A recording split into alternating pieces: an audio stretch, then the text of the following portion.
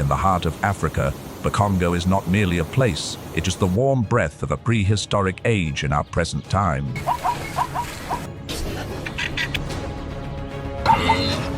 From the canopy of the planet's second great forest to the rivers that curve like arteries, this realm governs moisture, rain, and the memory of an ancient climate.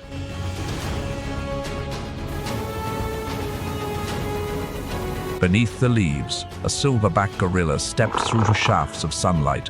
Bonobos weave silent strategies, and chimpanzees write the next chapter in the intelligent lineage of our own ancestors.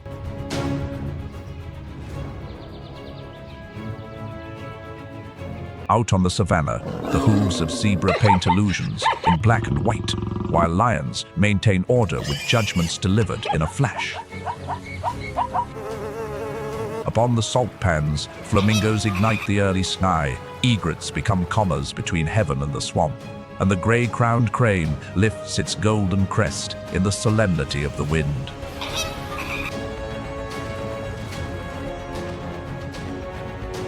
And when the forest lowers its voice to a whisper, the silent guardians, cobras, Gaboon vipers, and mambas hold the delicate scales between eruption and extinction.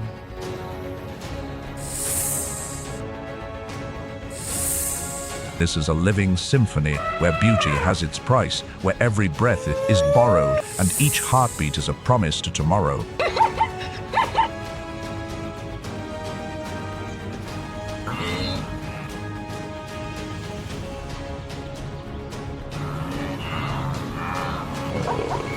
Congo, the land of deadly confrontations that unfold ceaselessly, day and night.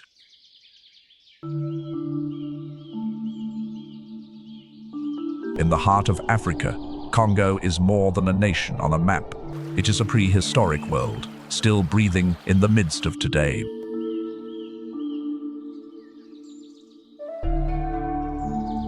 On the map of life, they merge into a single, seamless dominion of rainforest, rivers, swamps, and unseen corridors of migration.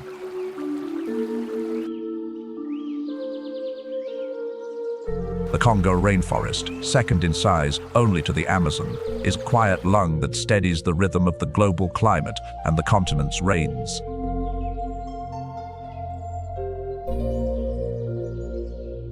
It stretches for hundreds of thousands of square miles, where ancient trees stand like temple columns, sheltering the lives that unfold below.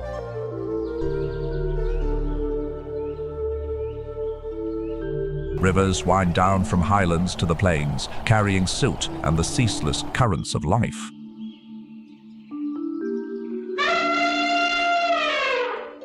This is one of the most biodiverse ecosystems on Earth, a regulator of weather, a storehouse of carbon, and a keeper of primordial climate memory.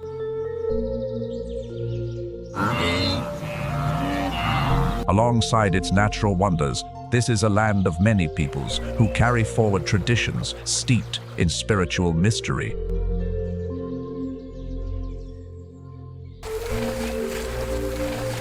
The Congo is home to thousands of species, many of which have only one address, here in the green heart of the continent. Yet, the Congo also faces the threats of illegal hunting, deforestation, and a changing climate.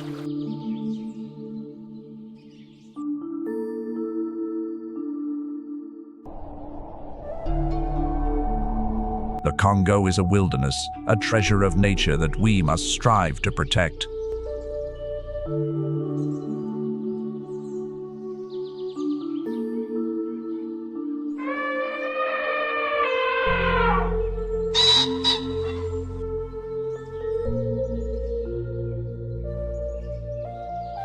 From the sky to the forest floor, from the jungles to the rivers, the sounds of life and nature play without end, composing a magnificent symphony.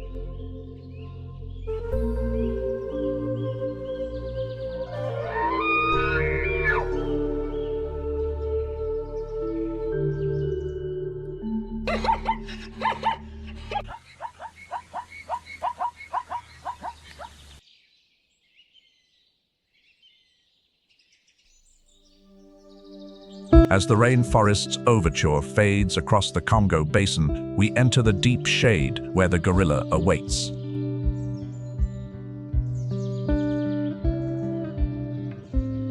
In the dense forest, where sunlight filters through only as thin wisps of light, lives a creature of immense power and quiet grace.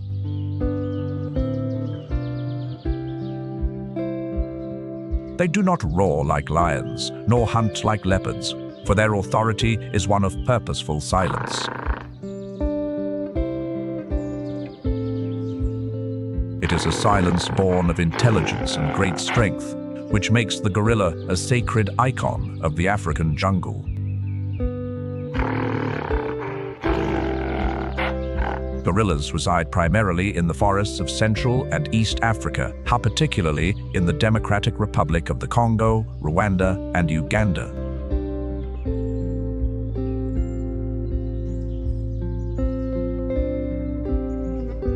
A mature male can weigh up to 485 pounds and stand nearly 5.5 feet tall.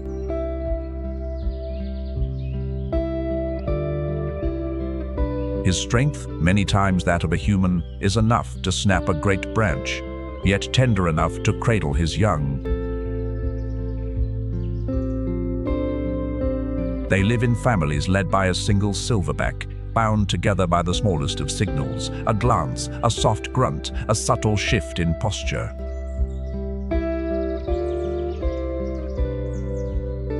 Within this order, the safety of the young, the hour of rest, the path of travel, and the place of foraging are all decided with careful deliberation.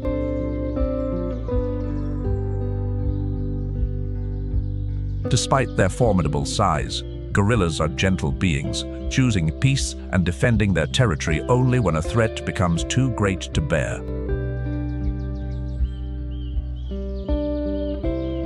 Their eyes are deep and clear, as if holding a universe of subtle thoughts, leading researchers to see a reflection of our own distant ancestors.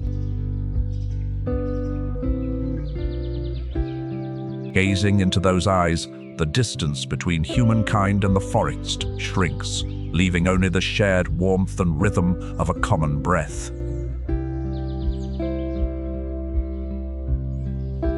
They need no roar to affirm their power, nor speed to survive among the damp leaves and shadowed undergrowth.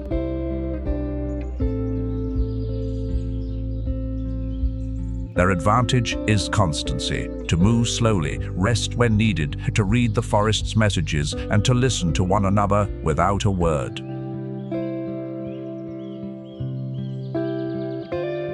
With muscular hands, expressive eyes, and the heart devoted to his family, the silverback maintains the unseen order of the canopy.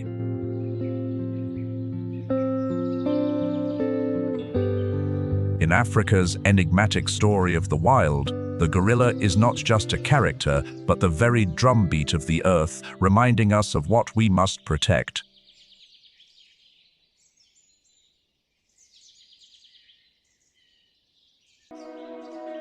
Dawn opens the forest door as golden light pierces the canopy, awakening insects, birds, and dark eyes that blink open behind damp moss.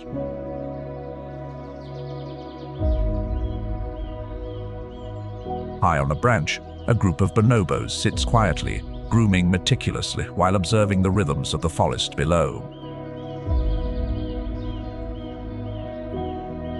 Abruptly, on a higher tier, a monkey moves with fluid grace, its tail tracing a bright arc against the dark foliage.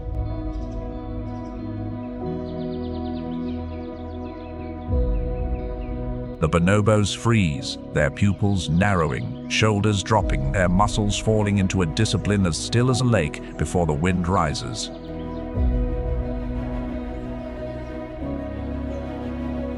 They have recognized a fleeting opportunity for a meal passing through their territory, and all attention funnels toward the target like bees to nectar.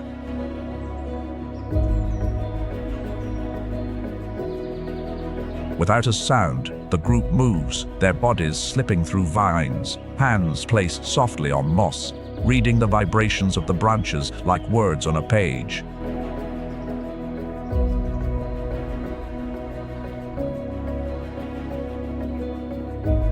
Each individual climbs higher, measuring the distance with a glance, testing their footing, and shifting positions through nearly imperceptible signals.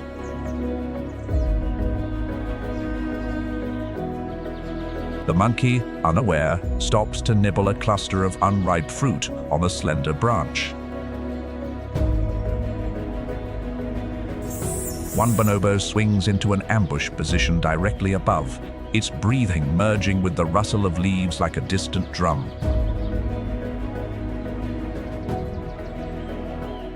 The monkey's fur bristles. It rooks up, its pupils dilate, and then it bolts in terror, cutting through the crisscrossing branches.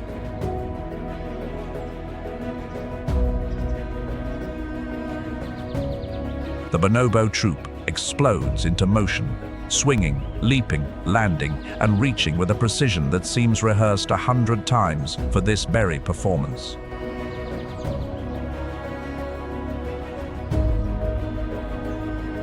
The chase spirals around a tree trunk. The monkey dodges, changing direction again and again, trying to deceive its pursuers with speed and shadow. In an instant, a bonobo seizes the prey from above, locking it in a powerful embrace, balancing on the most fragile of footholds.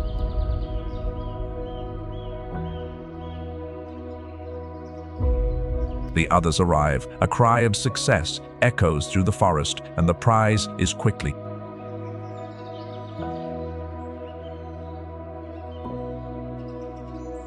In this wild forest, every moment is a contest of instinct, of speed, and of the ability to read the very rhythm of life itself.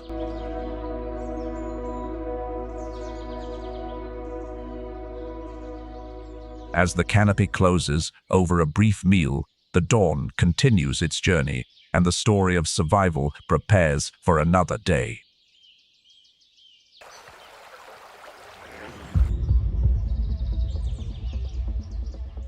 The sun climbs higher, its golden light spilling across the plain, and the story turns to another act in the same unsparing play.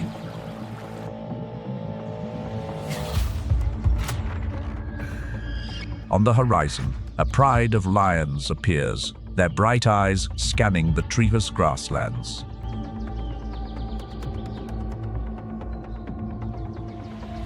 Nearby, a herd of wildebeest grazes, their curved horns catching the sun, untroubled, as if the world held nothing but the wind.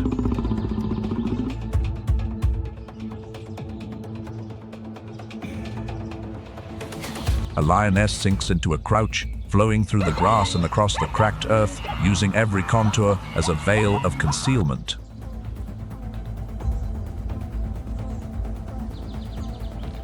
Her gaze is locked on an individual who has strayed slightly from the group, the lead bull, isolated and with no clear path for an immediate escape.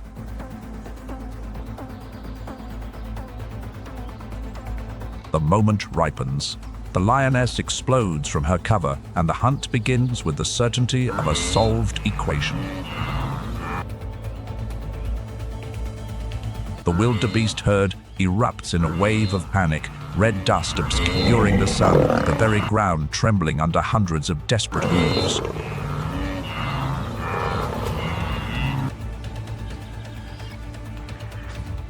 The lioness's body is a study in economy, her breaths short and deep, all energy focused into each precise driving stride.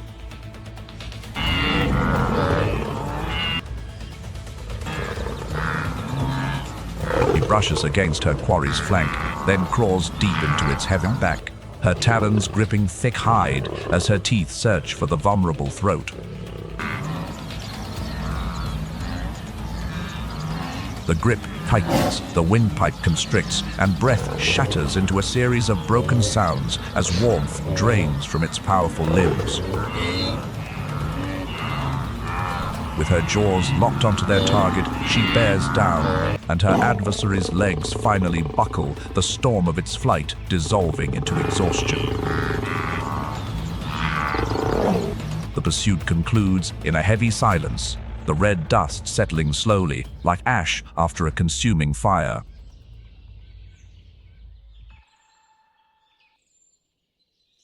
Soon, the pride arrives, their eyes bright with hunger. An unspoken rule gives the first meal to the young.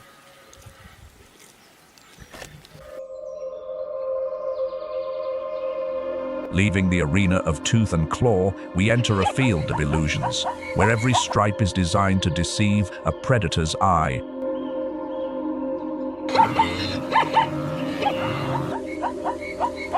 The zebra is one of nature's most recognizable creatures, defined by its coat of contrast.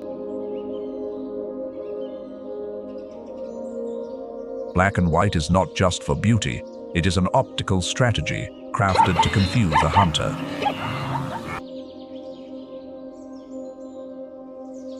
In a large herd, and from a distance, the stripes merge and blur, bending the very outline of the animal into an illusion.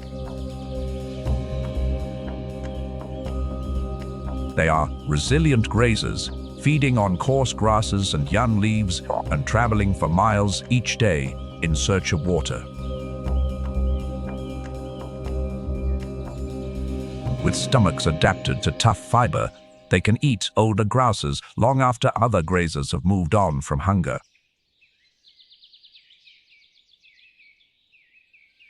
The sun casts a fiery glare upon the plains as a herd of zebras, a shifting pattern of black and white, approaches a waterhole. Absorbed in drinking and cooling themselves, their vigilance begins to fade.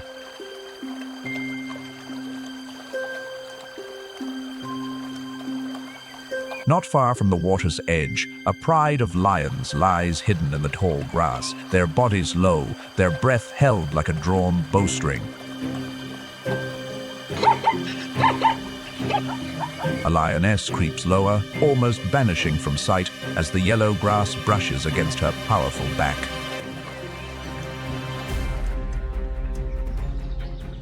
The muscles beneath her skin tense, her eyes fixed on an individual at the edge of the herd where distance itself has become a deadly weakness.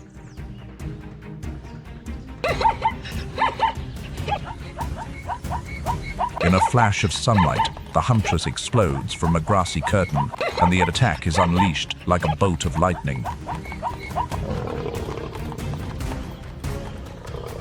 The zebra herd shatters into a wave of motion, each body a streak of white and black against the rising red dust. The zebra flees, its heart pounding like an earthen drum, the pulse of blood matching the rhythm of hooves on the dry ground.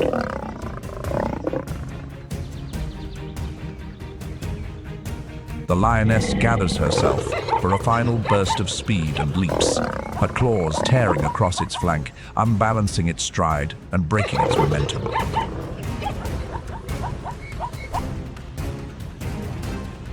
The zebra lashes out with a powerful hind kick, but the stumble has turned proximate.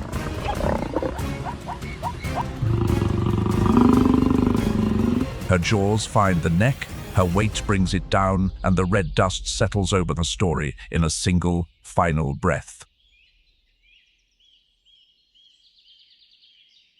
When the dust clears, the black and white stripes of the herd have once again merged into the sea of grass, as if nothing were ever disturbed.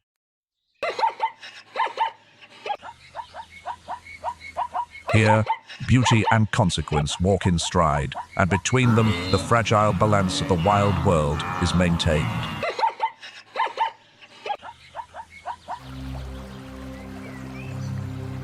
The great cycle of life continues, and the lion's prize dissolves into the red dust of midday.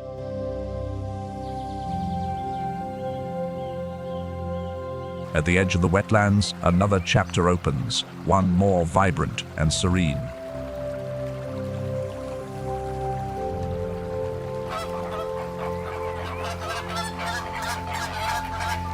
Flamingos appear like moving blossoms, their long necks and slender legs balanced against the wind.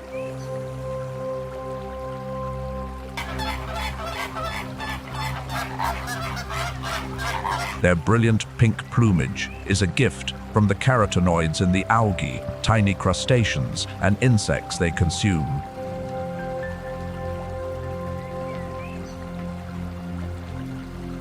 They gather in vast flocks, sometimes thousands strong, transforming the horizon into a river of pink.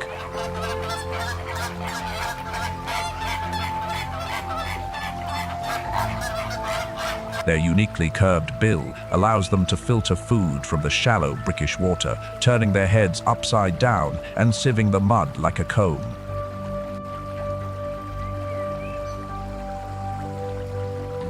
Every posture is an equation of energy, and they can stand on one leg for hours to conserve body heat.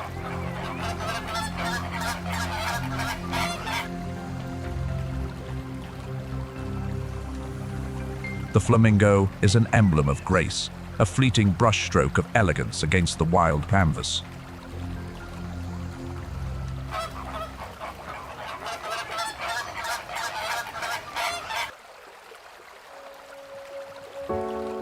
From the shimmering pink of the flamingos on the salt pans, the scene shifts to a vision of pure white.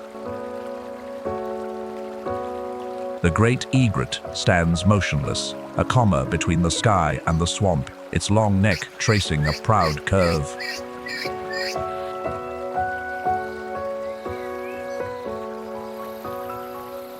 Its pristine white plumage catches the light, its wings as thin as paper, and its black legs tap a gentle rhythm on the soft mud.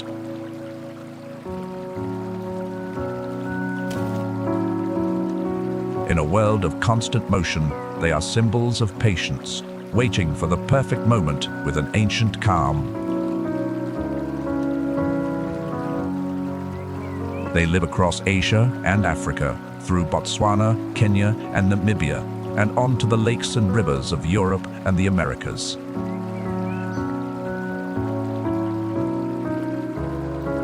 They prefer salt marshes, reed beds, and shallow lakes where the sun evaporates the water, leaving behind a sheen of glistening salt.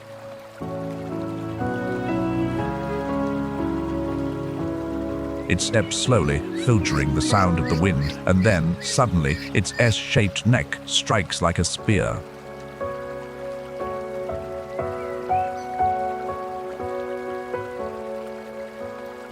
A fish, a tadpole, or an insect that breaks the surface is instantly secured in its sharp bill.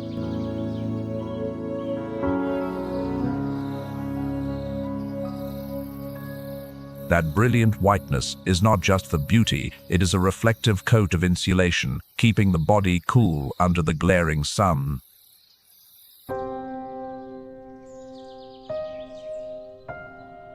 Leaving the proud stance of the egret, we meet the ceremonial gait of a bird that wears the morning sun upon its head, the gray-crowned crane.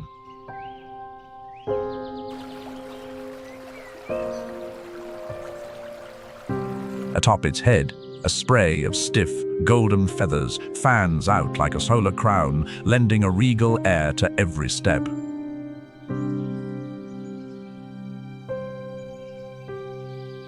It moves through the dew-kissed reeds, its neck long and graceful, its dark eyes shining like raindrops on new grass.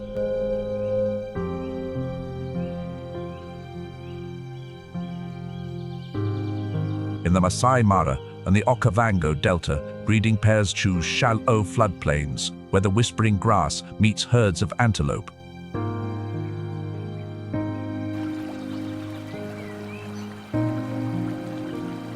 When the breeding season arrives, they become dancers, leaping from the mud, flapping their wings, bowing their heads, and uttering a long, resonant call.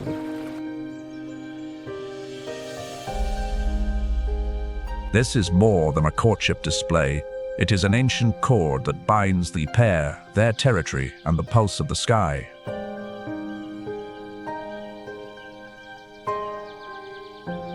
Necks curve into an arc, bill touches bill, their feet tap a rhythm like earthen drums, and the wind itself seems to support each precise movement.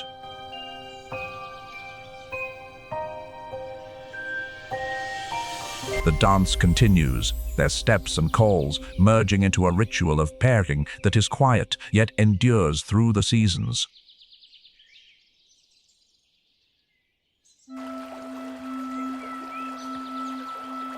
After the dance of the wetlands, our story shifts to the invisible ballet of water vapor, heat and clouds in the Congo sky.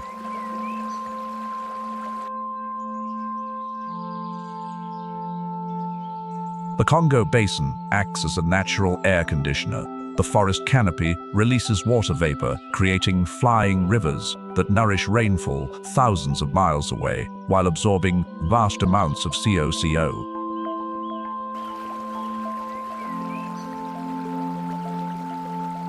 Known as one of the lungs of the world, the Congo rainforest is vital to maintaining the global climate.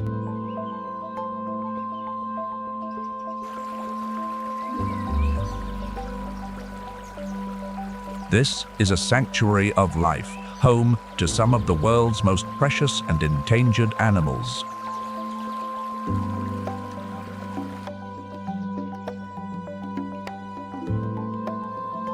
It also harbors countless rare plants found nowhere else on the planet.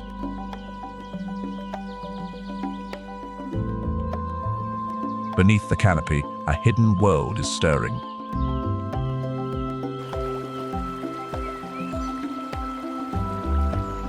In the water, two species hold dominion, the hippopotamus and the crocodile.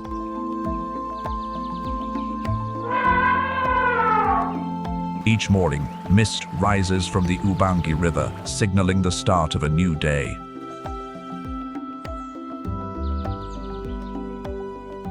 From the call of the gorilla to the grunt of the hippo and the cry of birds, a morning symphony begins.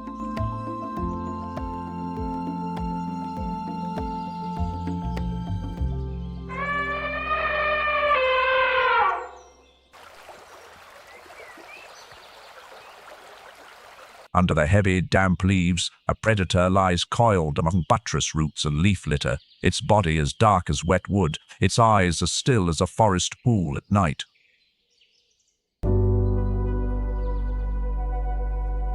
It is beautiful in its simplicity, fearsome in its efficiency, a creature living on the fragile line between allure and danger, between life and its sudden absence.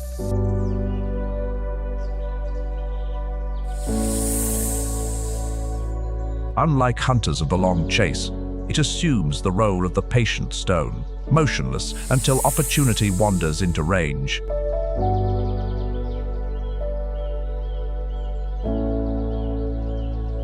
When prey crosses its sensory field, the strike splits the silence like lightning, and venom is delivered like a message written in the ancient language of leaf and soil.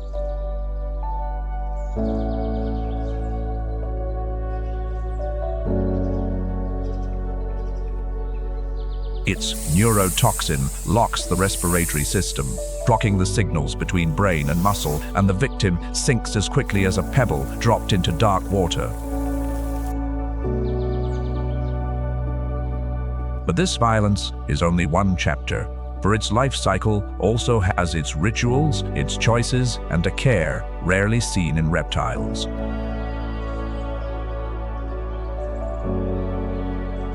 In the breeding season, males wrestle without envenomating, twisting, and pushing in a silent, powerful, and decisive dance.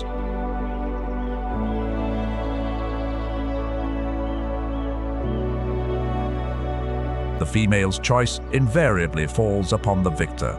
Courtship is always initiated by the male and can be a prolonged affair, sometimes lasting several hours before mating actually begins.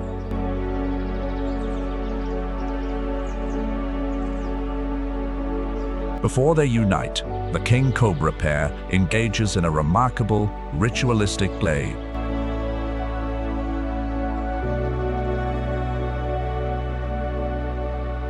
They lift their heads a foot or more from the ground, swaying back and forth in a performance that can persist for up to an hour.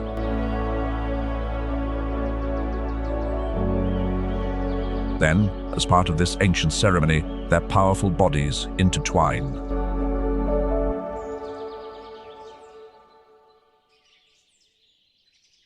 When the female finally straightens her body, it is a signal of acceptance, and the male moves closer to commence mating.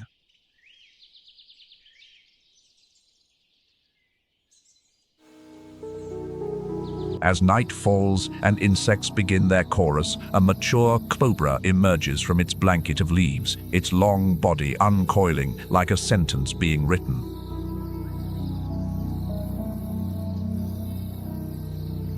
It gathers data with its tongue, sending it to the Jacobson's organ, building a scent map of the night into faint trails within its mind.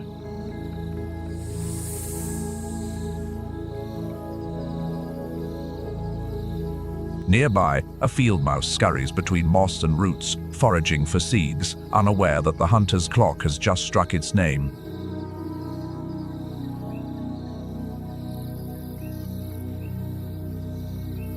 The snake glides over the dry ground without stirring the dust, its head low, its eyes locked on the careless flick of a small tail.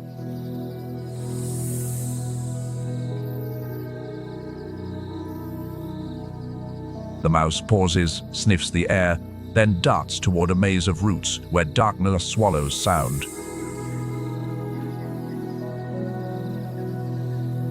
The cobra stops, gathers its breath, calculating the angle, the distance, and the timing, for a misstep now means a prolonged hunger.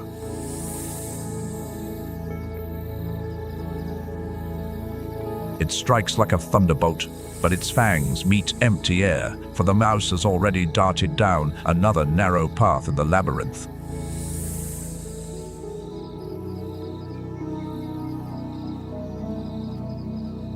But the hunt does not end with a miss, for experience teaches that a nest often holds another chapter of the story.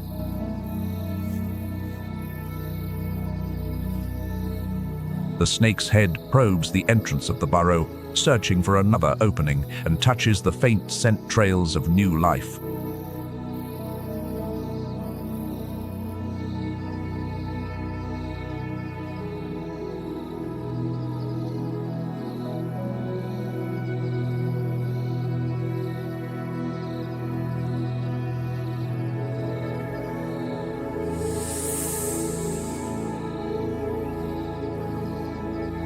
It pushes through the soft earth, and small squeaks rise and then fall silent, like tiny sparks vanishing from the night sky.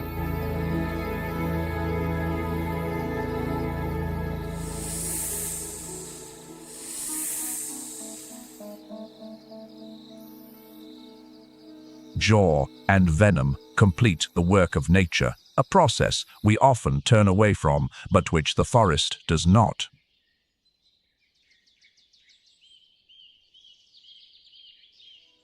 The ruthlessness here is a mechanism of balance. It controls rodent populations, prevents the spread of disease, and returns energy to the great cycle.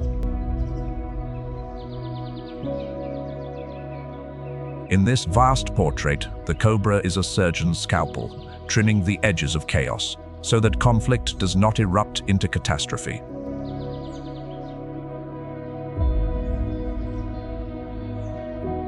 It connects the unseen layers of the ecosystem, the scent of insects, the energy in a gnawed seed, the frequency of rain generated by the canopy, and the footsteps of other hunters. The Congo, then, is not a backdrop, but the conductor, keeping time for every performer, in which the snake is but one necessary deep note. If these green corridors are fractured, the hunters cornered, and their prey allowed to multiply unchecked, the consequences will spread like a crack in dry clay. Then, the delicate scales of climate, seeds, disease, and rivers will tremble, and the story's tone will change.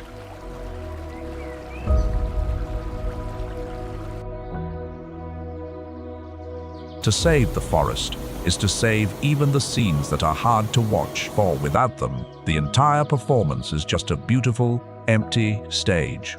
From the golden crown of the crane to the black hood of the cobra, we read the same chapter on order, on consequence, and on continuation.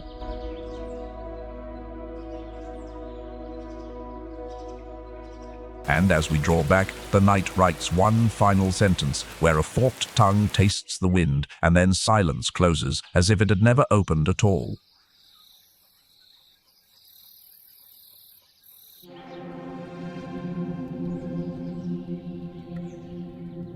From the sloped earth the cobra patrols, we cross to a flat clearing where the thick carpet of leaves conceals a body like a fallen branch.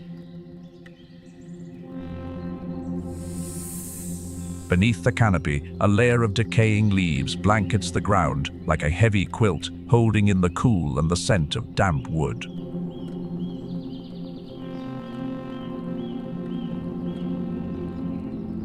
Amidst this brown and grey pattern, a motionless form is perfectly blended, shimmering only where a few stray sunbeams land. This is the Gaboon viper, its broad head shaped like a dead leaf, its patterns mimicking broken twigs and shadow-dappled moss.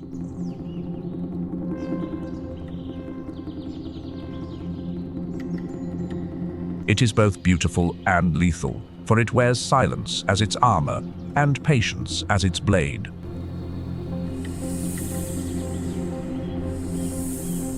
Its fangs, over 2 inches long, fold away like a pocket knife and slap forward in a single, swift motion.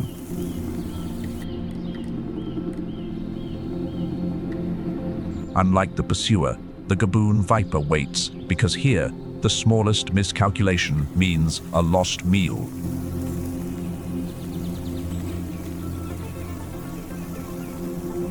As morning dew settles and insects begin their chorus, a stream of scent-laden information drifts across the forest floor.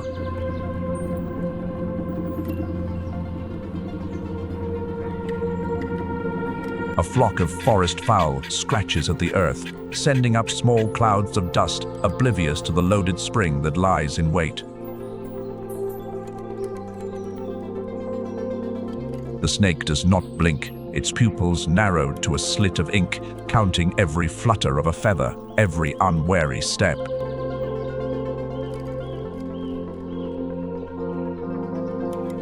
One bird separates from the flock, moving closer, tracing a line of innocence across the complex map of the undergrowth. The snake's body launches forward, the front half of it flashing through the air, and its twin fangs sink into soft flesh.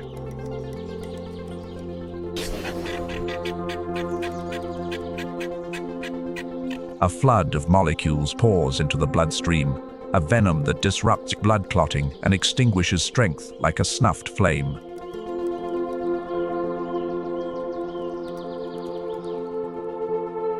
It releases its grip, recoiling slightly, allowing chemistry to complete the work that violence need not repeat.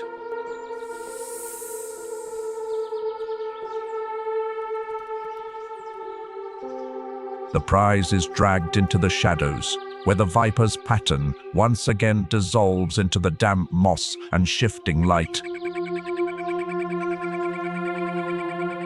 Its jaw unhinges, a marvel of engineering, and the prey disappears slowly, silently, down a tube of relentless muscle.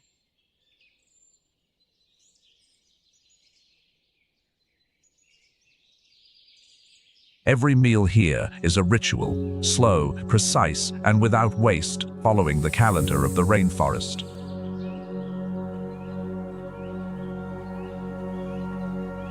Again, beneath the wet leaves, another Gaboon viper lies in wait, every sense stretched taut.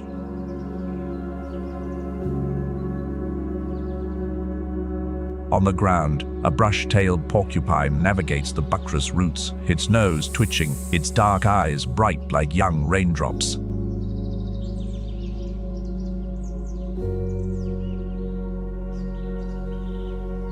The moment arrives without a signal, only speed, distance, and trajectory, all perfectly calculated.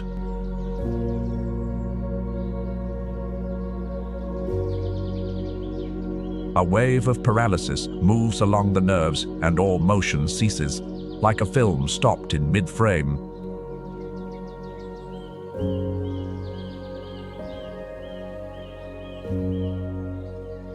There is no chewing, no tearing, only swallowing, clean and whole, a neat full stop at the end of a sentence.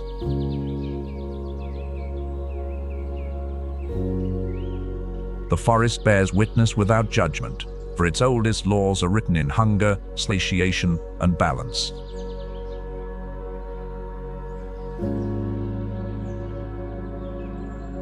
This is not cruelty. This is efficiency, honed over 1,000,000 rainy seasons and 1,000,000 fallen leaves. Whether fowl or rodent, each victim is a link in a chain of regulation, keeping the machinery of the forest from slipping a gear. If the seed eaters were to boom, disease would follow, and the nestlings of the next rainy season would be the first to pay the price.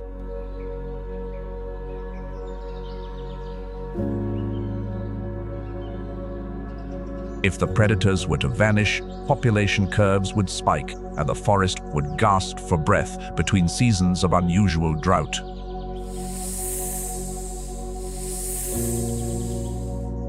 And so, beneath its seemingly cold gaze, the Gaboon viper performs the work of an unseen artisan, maintaining the stability of the whole.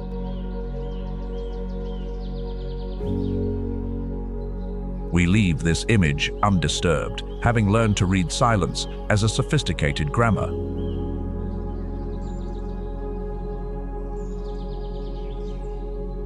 In a place where the smallest sound can determine life or death, patience reveals itself as the forest's deepest courage. And from the distant golden plains to the leaf pattern on a viper's head, the story beats with a single rhythm, balance, so that the world may breathe.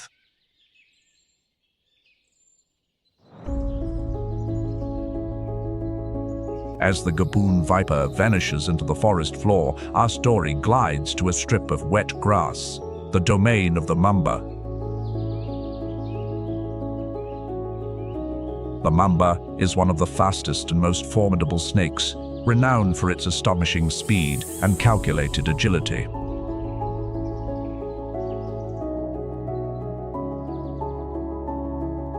It is found across the tropical belts of Africa, and in the Congo, its story is as deep and layered as the successive rainy seasons.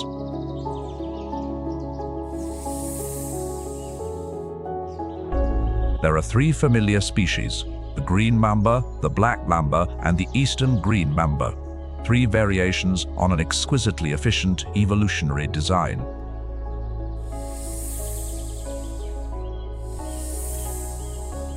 Of these, the black mamba is the most feared. The inky blackness of its mouth, revealed when threatened, is a deathly signal that warns any enemy to retreat.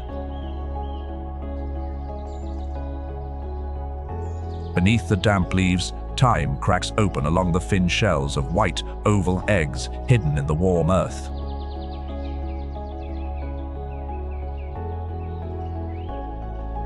Young heads push through the broken shells, forked tongues touching the humid air as if reading a scent map of a new world.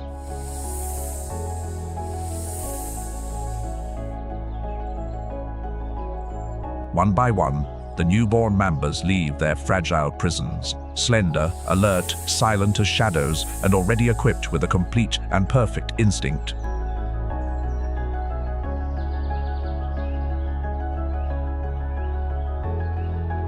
Minutes after hatching, each one disperses along unseen trails, reducing risk through distance and discretion.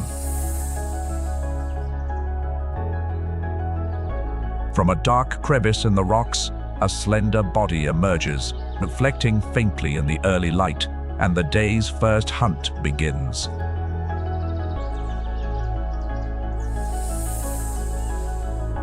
The mamba's tongue flicks steadily, sending chemical data to its Jacobson's organ, building a map of odors carried on the currents of air rustling the grass.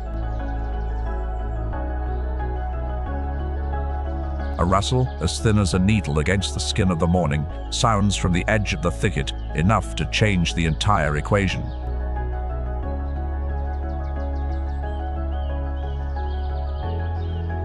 A field mouse emerges, its nose twitching at the scent of seeds. Its world is no larger than the circle of damp tree roots. The scent of a fallen nut draws it into the open, where the mamba's pupils have already locked on, registering the vibration of each delicate whisker.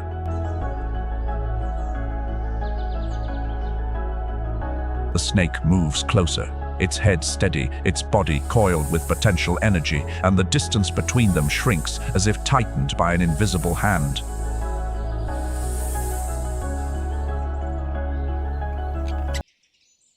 The mamba recoils half a step, waits a few heartbeats, then unhinges its jaw, allowing the muscles of its throat to draw the prey into its ceaseless, silent spiral.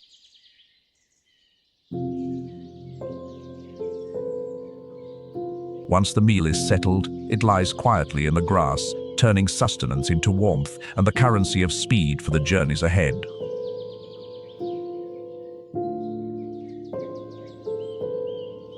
Not all the small mambas will survive. Mongooses, hornbills, and even their own kind can read the damp code of a young one's nest. Only the swift, the secretive, and those who can disappear into the background will travel further, trading risk for a hard-won maturity.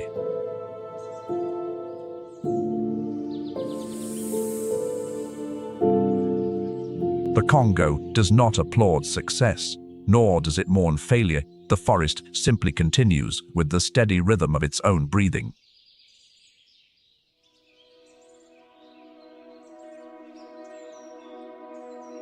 As the mamba's sharp pursuit ends beneath the wet grass, the forest's rhythm slows and dusk begins to fall.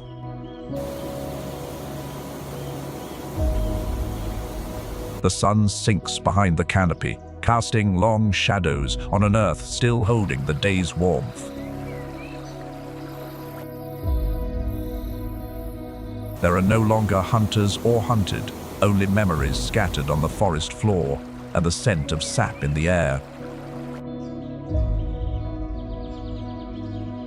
But peace here is never permanent. It is merely the forest drawing a breath.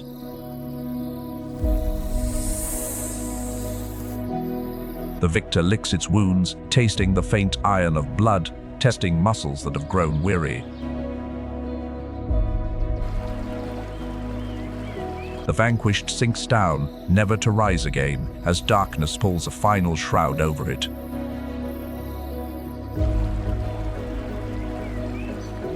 Blood soaks into the roots, travels through the veins of the earth, and tomorrow you will rise again as the green of a new leaf.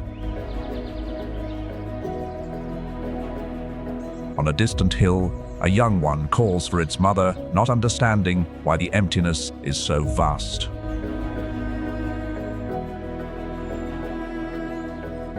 A mother stands silently, her ears turning in every direction, vigilant and yet exhausted.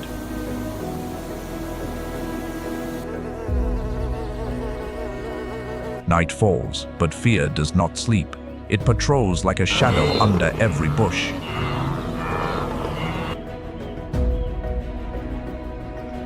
Some will live to fight another day, for the dawn always opens a new door.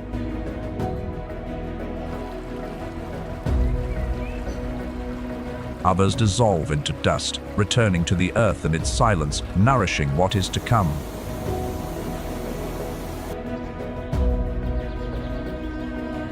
The cycle of life is neither merciful nor cruel.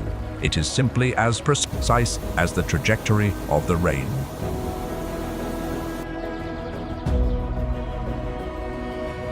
In the Congo, every breath is borrowed, and every heartbeat is a quiet gamble.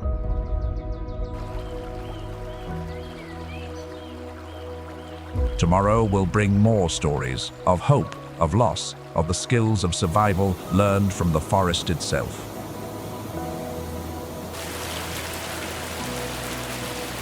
This is the Congo, and this is the price and the condition for life to continue.